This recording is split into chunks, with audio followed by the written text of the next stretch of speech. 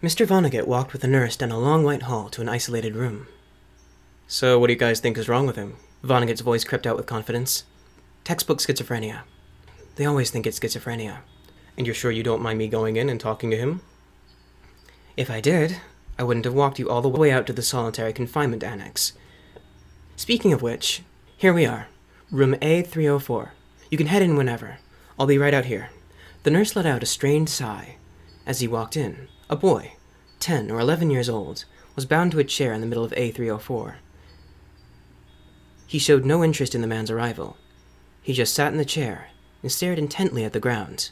"You must be Samson," he said to the boy. No response. "I'm Dr. Vonnegut." Still no response. "I hear that you're a very gifted young man, but you're suffering a great deal." Vonnegut leaned down, eye level with the boy. But the boy didn't look up at him. "I can help." "You can't do anything, Mr. Vonnegut." "I can try. All you have to do is explain to me what is going on in your head." "There are 7.5 billion of them. The voices." "What makes you say that?" "I listen to them individually. I know them all by name."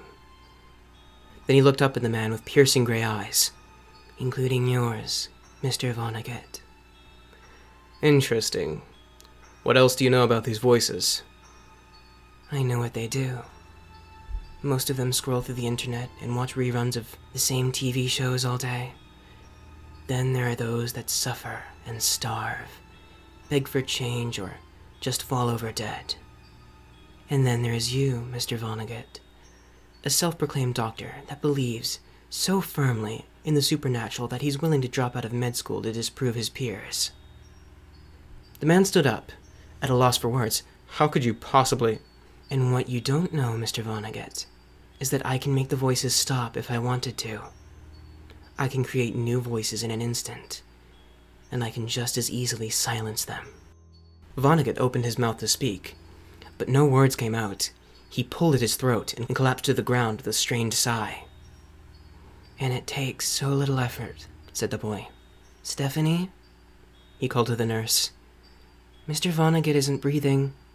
Samson's gaze fell back to the door, listening to the voices in his head. "Oh, yeah. I snuffed out her voice, too."